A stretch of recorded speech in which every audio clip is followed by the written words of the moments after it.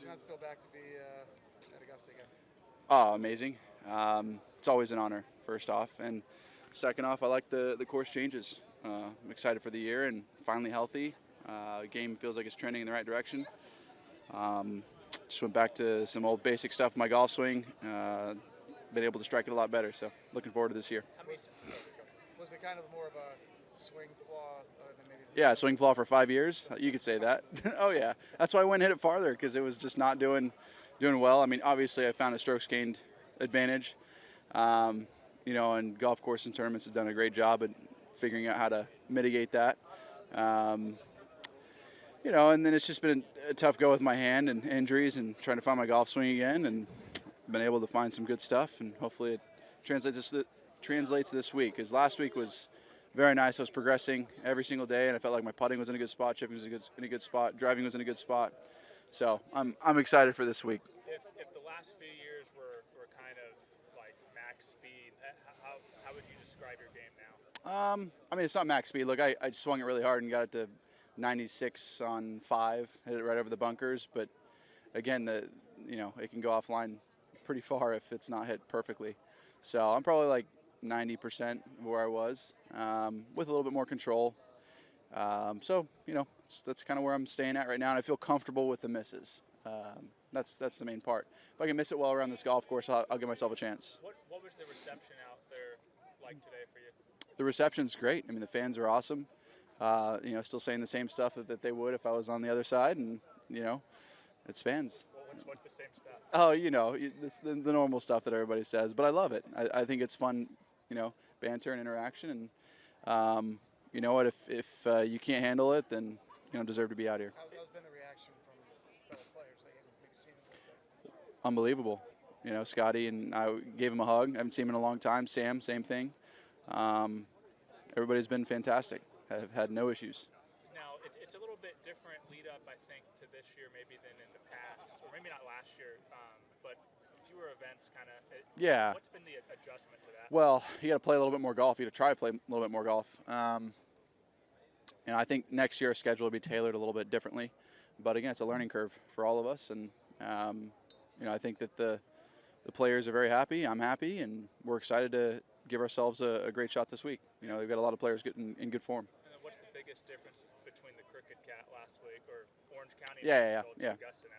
Well, the grass is completely different. The greens were very, very fast. So it was actually a great test for us, for me especially on the greens, and they were very subtle too. So you get a lot of that out here. It's subtleties on the greens, and I was pleased that we were able to play at a golf course where there was just a lot of little movement, and you had to be very aware with your eyes on how it broke, and it gave me quite a bit of comfort coming out here today, and then just putting around, and I just felt like I had a good sense of how golf balls are breaking on these greens. And you'll never have a full understanding, but I felt better. Yeah, Florida, Augusta, Georgia. It's different, yeah. They're Bermuda and bent greens, obviously different, but they were fast, which made me feel like I could see break a lot better. How does this kind of transformation that you've kind of gone through with your body a little Yeah. bit, coming down, dropping a little bit, how's that helped your game? Well, it's made me a lot healthier. I don't have as much inflammation on my body. If anyone's trying to get stronger, I would say go to a doctor and get a peptide test, a Zoomer peptide test, which is essentially a blood test of all the foods that are sensitive to your blood. And so I found out like I was sensitive to a bunch of different foods, corn, wheat, gluten. I took all that out, and that's when I told the world about it late last year. Lost 18 pounds in 24 days, and it was just water weight. So I was pleased with that improvement in my body, and I feel like my whole body has gotten a lot better in general, just having less inflammation. I might not hit it as far and have necessarily the energy, but I feel healthier, and I'm just in a better place with my body. I don't feel like I can have as many injuries, which is nice. What was your favorite food that you enjoyed before that you can't eat? Well, I still do every once in a while, but brownies. Yeah, it's brutal. Anything that's without the eggs and flour, it's tough to make good food without that. But my chef does a great job. Carrie is unbelievable. She makes me all these seed brownies, and they taste really good. So just not as good as regular brownies, but they're still pretty good. And then also, sorry about your dad, but yeah. Have you noticed a change on the golf course, off the golf course since he passed? Yeah, I mean, I don't know. It's a tough one for me. How do I explain it? I mean, I've never had a traumatic experience like that in my life, and I had a lot of weird stuff happen last year. Not just going to different tour and dad dying, had other stuff too, and it was a huge learning year. You know, I felt like it was just rooting me and humbling me all last year, and then this year I feel like I'm slowly progressing back again, and it takes time to get things back on track. But with my dad, I mean, it was not easy for a couple months. It was nice that I had some time off. I could be with the family and hang with friends and family that around loved ones. And um, the nice part about it was that he was in a lot of pain, and he's in a better place now, and I know that, and that gave me a lot of comfort, knowing that he's just in a better place compared to everything he was dealing with here, and I can take comfort in that. It was a pretty special week when you were an amateur here, and Oh yeah. he was out, and that was Yep. pre-kidney transplant. Yep. What was the best memory from that week with him? Like a small memory, something? I remember up here by the putting green with Sarah and Rayanne Scheit, my godmother, and Sarah's good friends. They were all up there, and we were all just talking, hanging, and having a good time. And I remember I finished my final round 2. And that was before the tournament started, but it was just fun to get to hang out with him and talk for like 30, 40 minutes. And then after I finished and was the low amateur, I got to hang out with Dr. Rice in one of the cabins waiting for play to finish when Danny Willett won. Or was it Danny Willett that won that year? 16. Yep, 16. And that was just really cool to spend time and see her and just hang around members and enjoy being a low am, right? I mean, that's something that nobody can ever take away from me, and I'll always appreciate that I have that honor. What was the big, you talked about the learning curve of everything last year, and Yeah. with going to a new tour and Yep. your father passing away. What was the biggest thing you learned about yourself with all that being said? I mean, I learned how important it is to look. I've struggled with being, sometimes hard on myself, hard on others, trying to be demanding in every situation. But patience, I still struggle with it.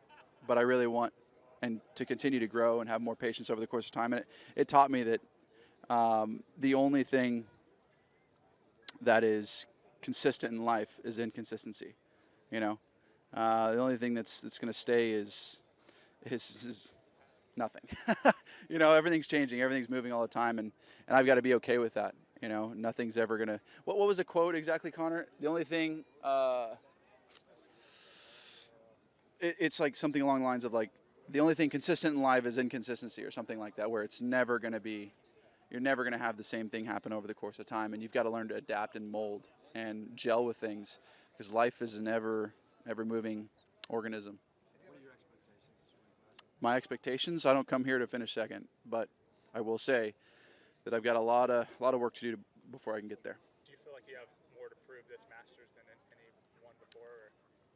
Well, when I won the U.S. Open, I felt like I still had something to prove, and I had vertigo, weird stuff going on that year, and it just seems like every year I've never really had my A game. And even though this year I don't feel like it's fully A-game status, it's progressing that way, which I haven't had at any Masters, other than 2020 when I was playing well, and then I had weird stuff happen to me. I hit it left on 3 and lost the ball, weird stuff.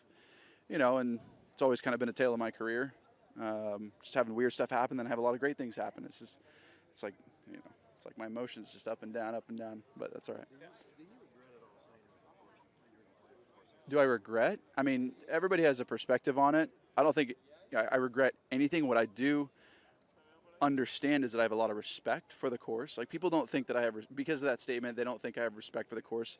Are you kidding me? This is one of the greatest golf courses in the entire world. And if anybody thinks that I don't have respect for the course, they better go check out who I actually am, because it's not accurate one bit. I mean, hypothetically, theoretically, like, look, if you make 18 birdies, it's going to be 54, right? It's a perfect score, right? Unattainable. 67 every day, unattainable. I mean, it can happen, but is it likely to happen? Probably not. With the distance I'm hitting it, and was hitting it, I thought there was a possibility, but that's only with your A game. And I should have rephrased that. Like, if you have your A game, there's a good chance of being able to do that. Long story short, I don't want anybody to take it out of context, please. I just want it to be known for the fact that I have great respect for this course, and clearly, I shot, what was it? What did I shoot last year? I missed the cut, like a lot. 70. I shot like I don't know. I shot like 10 over. So what's that? Five more shots, something like that. So 10 more shots. So I shot like 22 over par. You know, considering the par 6, right? I can make a joke about it. Like do I regret it? I learned from all my mistakes. I know you don't play the front nine. Did you say you've seen the changes to 13?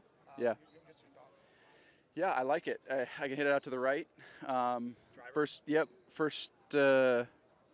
day I had 8 iron in, and the second day it was wet and into the wind. I had 4 iron in. So it plays much like when I was an amateur. Do you think it's going to cause more players to kind of think about? Oh, a lot more people will lay up. I don't think you'll see as many eagles out there.